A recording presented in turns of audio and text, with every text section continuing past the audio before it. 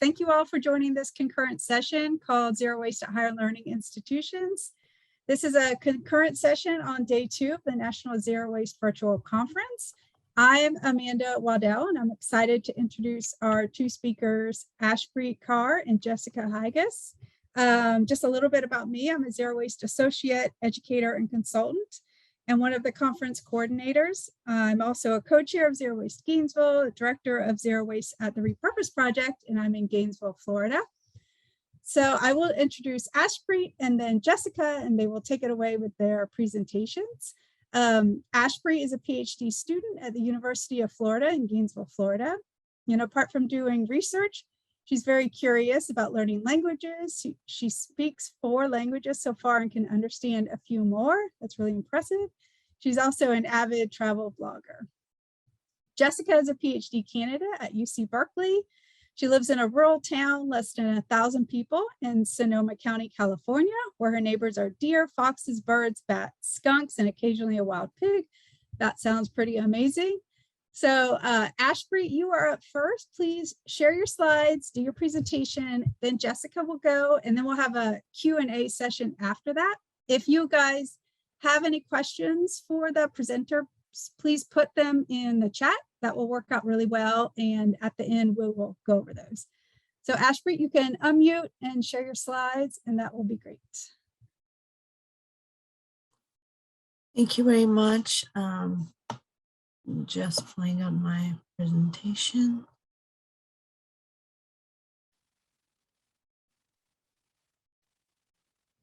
Can you all see it? Okay, let me do it on the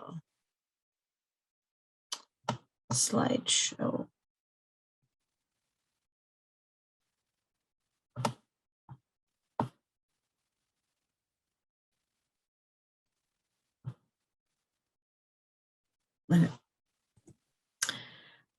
So hello everybody, my name is Ashpreet Kaur and I am 4th year PhD student at University of Florida, and my research focuses on zero waste, in general zero waste, and I'm specifically looking at the factors that are affecting zero waste programs and policies in higher education institutions.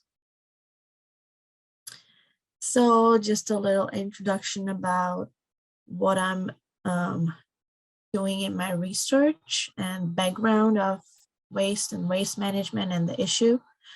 So I just want to start my presentation stating that waste management is an important issue, as important as climate change, and it is an essential part of climate change. Why waste crisis needs to be addressed.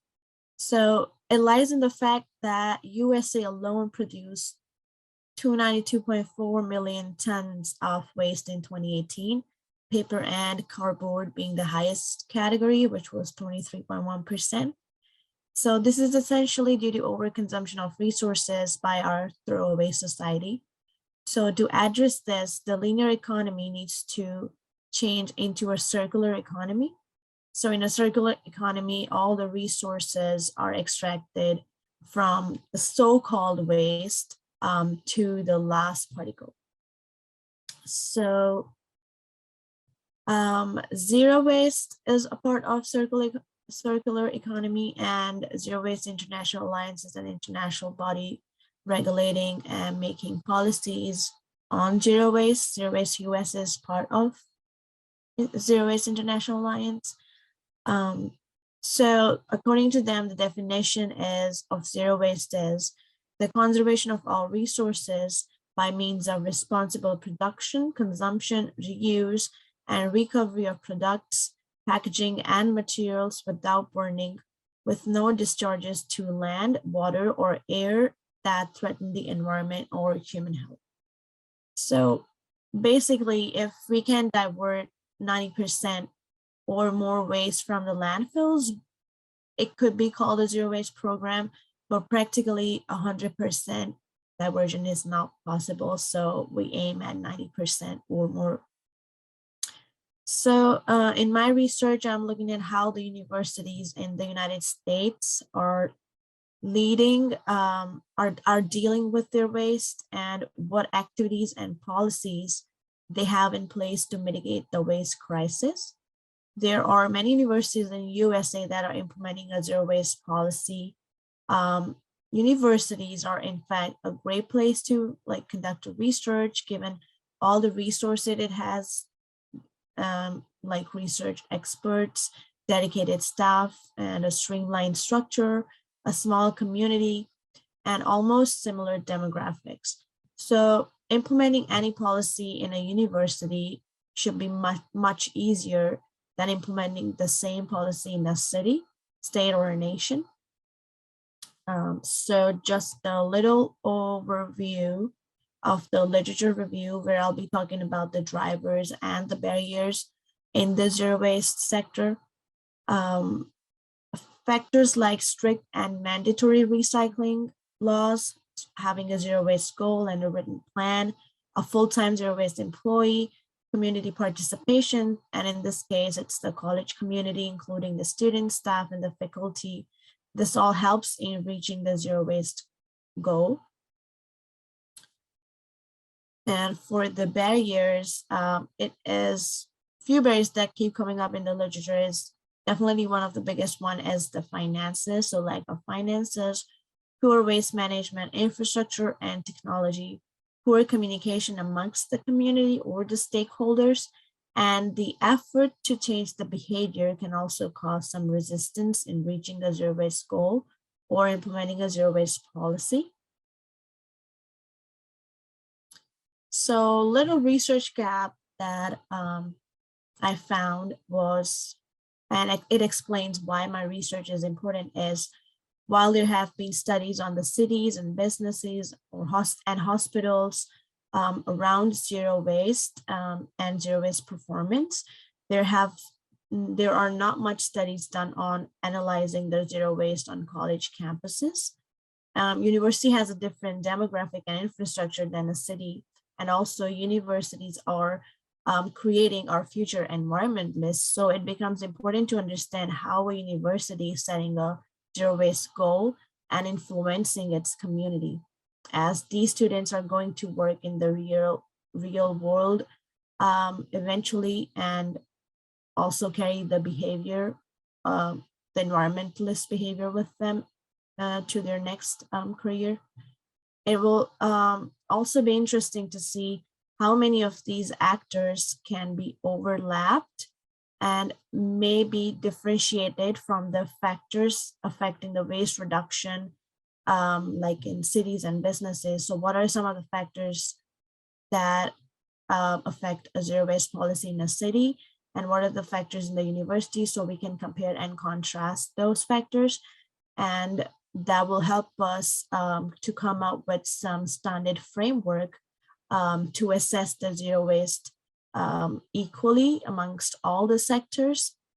So this research will help identify some of the activities that can go into making of that standard framework.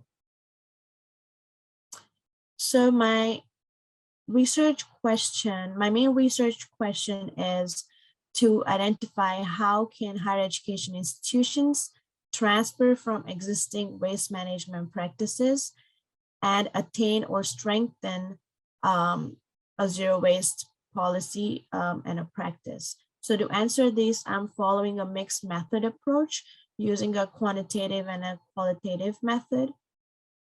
And I have two research questions for that. The first one is, which on-campus and state factors are associated with waste diversion and minimization among higher education institutions of US, and addressing it by a PESTLE framework? And my second question, which is the qualitative chapter, it focuses on the interviewing zero waste experts. So according to zero waste experts, what are some of the significant barriers and drivers in reaching zero waste at higher education institutions of US, and how do these barriers map onto the PESTLE framework? So as you can see in both of my questions, PESTLE framework is a common framework that I am following. So a little bit about PASTEL framework. It stands for political, economic, social, technological, environmental, and legal factors. It is an extension of PEST, P-E-S-T, PEST analytical tool that Francis Aguilar created in 1967 to strategically plan and analyze an organization's micro and macro environment from different angles. It is defined as a tool to identify and understand key political, economic, social, technological, legal, and ecological parameters that are likely to affect a process. PASTEL analysis is instrumental in any case study approach by in-depth investigation of a complex and a dynamic situation. So basically, it's used to assess the existing condition and then come up with a recommendation to improve the existing conditions. So going deeper into my two questions, research question, the first one being the quantitative chapter. So for that, I'm using ASHE database to choose the factors. So quantitative data on waste minimization and diversion and other organizational factors like number of employees, endowment size of the university, if it's a public or a private institute, and etc., which I'll talk more about in the next slide. This all will be collected from an online website called the Association of the Advancement of Sustainability in Higher Education, called ASHE. It is an international organization that empowers higher education administrators, staff, and students to be drivers of bringing change in sustainability. It uses the Sustainability Tracking Assessment and Rating System, which is called STARS. It is a voluntary, transparent, self-reporting framework for colleges and universities to measure the sustainability performance. And in their data set, they have a section called Waste Diversion and Minimization, which I'm focusing on and collecting my data from. Such quantitative analysis of higher education institution has not been done before. It hence will be the first of its type using a national level database on sustainability, and thus helping higher education institutions to understand the factors that affect waste diversion and minimization activities. Ashbury, just about a minute left. Sure. Great. So for the proposed research, I will be using ordinary least square regression analysis. It will help me understand what are some of the factors that are important in, what are some of the factors that are more significant in the analysis from the database. And moving on to a little, going into a little depth on the quantitative modeling and the kind of factors that I'm pulling out. And the database has questions on if the university is a stream, if is a single stream recycling or a dual stream recycling. So all these come under like a political and a legal infrastructure. Then under economic factors, we have endowment size and sustainability investment percentage. And similarly under the social factors, I have what is the full-time employment, and if they have a full-time employee in the sustainability office, if they are international or a state member of any organization. So all these factors are listed. Then under technology comes if there are any student orientations or any training and professional development around sustainability. Then under legal, we have if there is a public local policy that the university is a part of or not, and similarly international policy. Under the environmental, they don't really cover a lot of environmental, so it is a blank in the framework. And moving to the qualitative case research, I'm going to go through it quickly. So for this, I will be doing a purposive and a snowball sampling of the 358. So in my data set, I have 358 universities that I'm focusing on. So I will be interviewing, surveying the zero waste experts of these universities. And depending on the response rate, the number is going to drop to, I'm not sure what the response rate is going to be, but the number is definitely going to drop.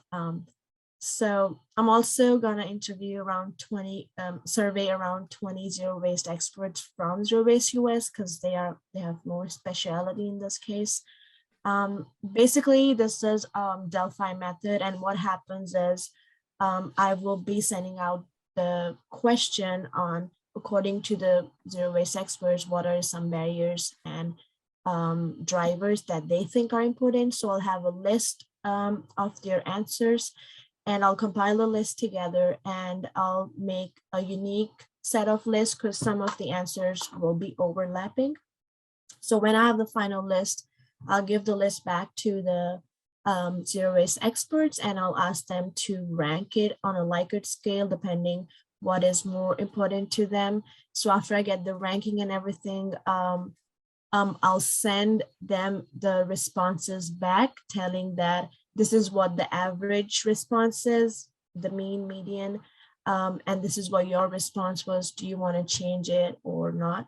So basically, the aim is to come to a consensus, and consensus could be around ranging from 50% to 80%. So if 50% or 80% of all the zero waste experts, if they all agree on the same statement that they sent, that statement will be considered as what they think the barrier or the driver is. So that is how I will be doing with each and every question, unless and until we come to a consensus. And then at the end, I'll categorize all of them under the PESTLE model. So that was pretty much it. I know it was a lot that I wanted to talk, but sorry, I'm a little behind on time. That's great. Thank you, Ashpreet. I appreciate that. So you can stop sharing, and we'll let Jessica share her screen. Please put questions for Ashpreet in the chat.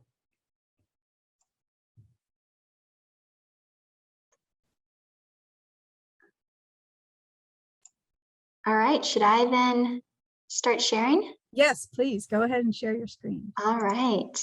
Looks great. Actually, Fantastic. I just have a question. I had one question. We'll do questions at the end, and you can also okay. type it in the chat. Oh, sure. Well, thank you all for joining, especially since I know that there are concurrent sessions. We are excited to have you participate in this one. My name is Jessica Hygas. I am a PhD candidate at UC Berkeley. And Ashpreet talked more about the research and theoretical and kind of quantitative side of zero waste within higher education. I am now going to contextualize that with more of the practitioner positionality. And so I have a couple of case studies for you, and I am ecstatic to see that one of my partners in crime, Danner Dowden-Martin, is part of this concurrent session. So Danner, please, if I misspeak in any moment, chime in. But without further ado, one of the case studies is the Chu Hall Zero Waste Initiative. So Danner and I and a couple of others back in 2017 took on the process of making Chu Hall, the newest academic building at UC Berkeley's Business School, Haas. We took on the project of making it a true zero waste certified building. And TRUE stands for Total Resource Use Efficiency. It is under the US Green Building Council. So this is the same certifying body as LEED and WELL certification. And the main goal of this certification is to make a building, its daily operations and maintenance, make it as resource efficient or as zero waste as possible. So you can see that there are 12 categories. They range from things like reporting and purchasing to leadership and training.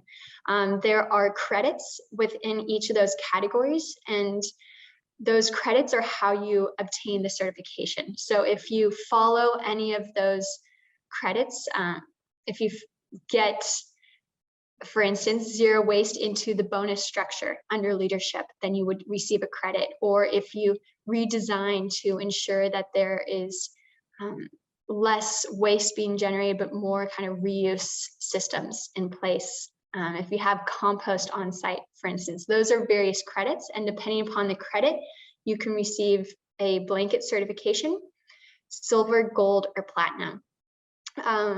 Spoiler alert, we received platinum, which was incredibly ambitious and high honor, and also exhausting, and had a lot of roadblocks along the way. One of the main underlying components is this diversion rate. As I'm guessing all of you know, but just quick, diversion rate is the amount of waste going towards compost and recycling versus landfill. So in other words, it's diversion from landfill. And the higher diversion rate means the less going to landfill, which is good. For the certification, you have to have 12 consecutive months of a 90% or higher diversion rate.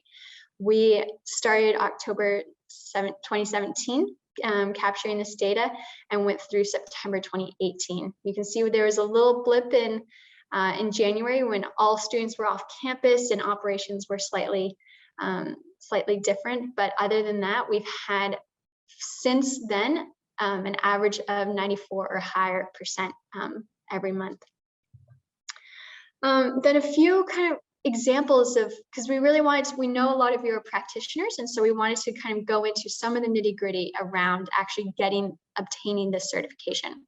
So one thing was signage and communication. As you can see here, it was clear, it was consistent. We had these same exact signs all across, or we have them all across the building. We have them both images, but also text, because we have people that are in the building from all different backgrounds, from all different jurisdictions, from all different experiences when it comes to how they sort waste and what is considered compostable or recyclable. We have all different English proficiency levels and so forth. You can also see here that we do not have any landfill. And so that was one of the earliest, biggest decisions that we made, is to not have landfill bins in this building. And so that was actively made with the idea that if anyone had landfill, it meant that they created that landfill themselves. They brought that landfill-based waste into this building. And so we therefore asked them to take it back out. So we adopted that campers mentality of pack in, pack out. And the idea is that we wanted to start this sort of epicenter of the zero waste zone. So like smoking, how you used to be able to smoke everywhere, and then you could no longer smoke in private places and then public places, and then certain amount of feet outside of public places. That's kind of how we're envisioning this. Right now, you can throw away landfill everywhere, but now we're starting to say you can't throw away landfill here. We want to make it just a little bit more inconvenient for you to toss away landfill-based waste, so that you think twice about bringing it in next time or consuming something around it next time. And we know that there has a lot of accessible and cultural components to this that we absolutely acknowledge and want to work through. And so this is by no means a hard and fast rule, but it is something that we are actively seeking out, a vision that we hope to co-develop with all the building users. And part of that consumption approach is the cafe. So this is Cafe Think. It's on the main floor right when you enter, and it is a huge thoroughfare, constantly busy, has food items, drink items, and so forth. And they, of course, need to make an income. Restaurants and food service businesses have some of the lowest margins. It's usually between 0 and 2%. And so anything that is an increased expense for them means that it is chipping away at their profits. And so, as we all might know, compostable goods and more kind of environmentally friendly disposable products are more expensive. And so, in one avenue, it was really hard for them to adopt the compostable side of things. But then in another avenue, we were able to demonstrate that it was actually a lot more economically viable for them to adopt some reusable systems. So for instance, we had the bulk bins, which instead of them going through the manual labor of individually packaging all of these different snacks to then set out and have available for cafe users, they implemented a bulk bin, which resulted in a lot less labor on their end, a lot less waste, and then also a lot less cost for packaging.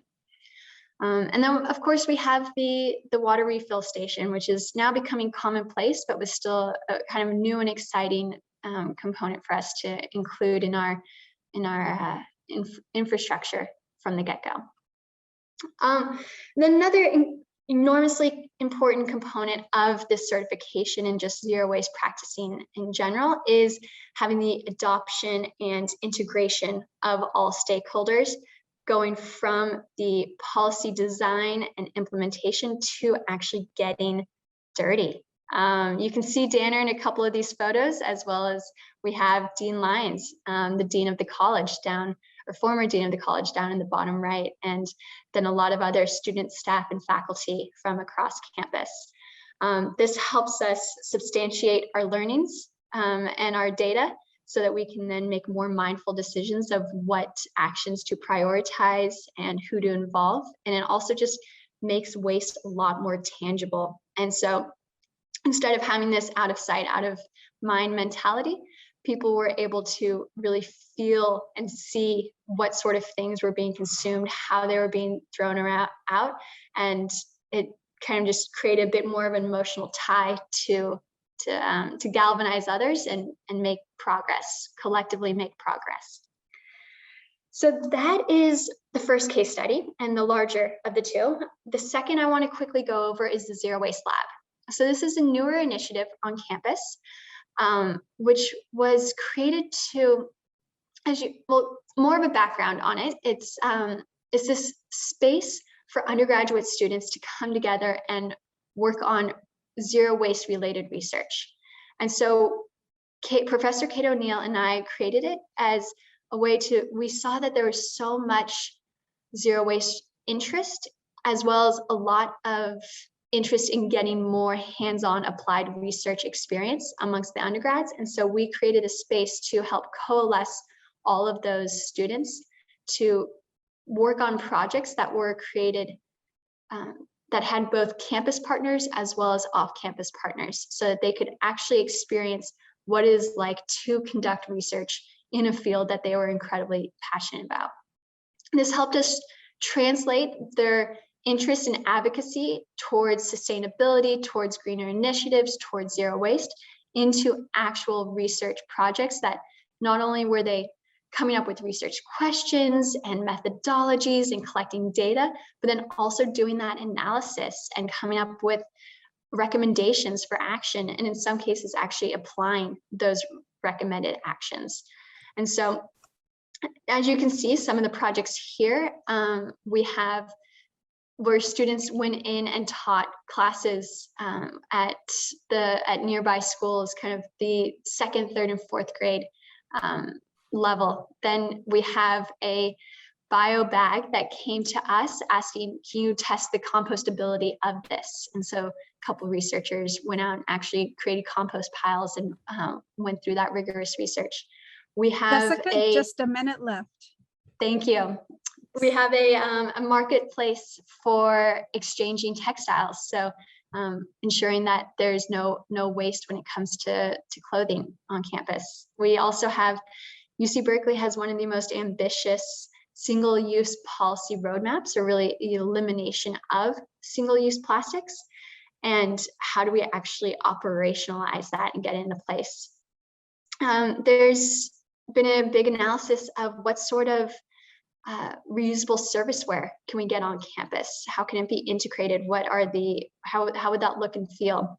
And then also the city of Berkeley has an unprecedented ordinance around reducing SUDs, or single-use disposables, in the city itself. And so we've been collecting data on how that policy has been. Has it been effective? What sort of levers has it been using? And do any of those need to be tweaked, and so forth. So it's been a wonderful way to integrate students and galvanize them around some of their pre-existing passions and aspirations, and get them to learn more, apply research, and see the effects that they want to see realized. I will stop sharing. Thank you so much, Jessica. So Amanda had to run back to the main stage because we're just packed full of stuff today, and she's going to be starting the reuse panel very soon. But before we leave, were there any kind of capping questions or comments for Ashpreet or Jessica? You can just unmute and shout them out.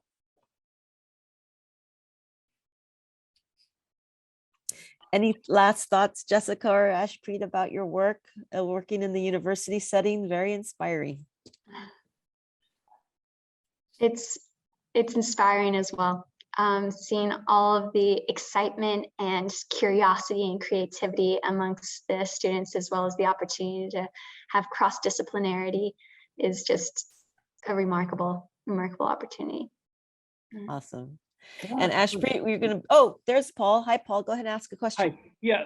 Do you have any feelings about doing this research in the community itself, maybe hosted at the Reuse and Repair Center? Send your professors downtown. How do you feel about that? Working with activists and citizens in town? Yeah, 100%. We need more and more of that.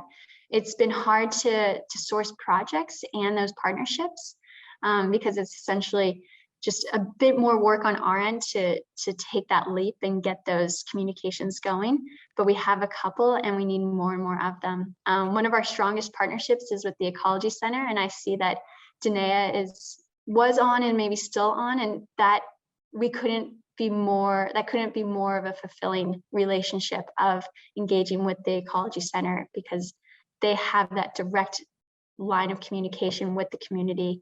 And so translating our research into the community is vital. Thank you. Great. Any capping comments there, Ashpreet? I just want to say hi to Dr. Paul Conant because I've been reading about him in my literature reviews. So it's great to see him. Yes, so we're honored by your presence, Paul, former university chemistry professor, and of course, zero waste academic, just like what we have on our stage. So we'll migrate back to the main stage then. I put the link in the chat and we can go back to the main stage here, the reuse panel, and please feel free to connect to Jessica or Ashpreet offline, and we so much appreciate your presentations today. Thank you all so much. Thank you for having us. All right, see you soon. See you back. All right, bye-bye.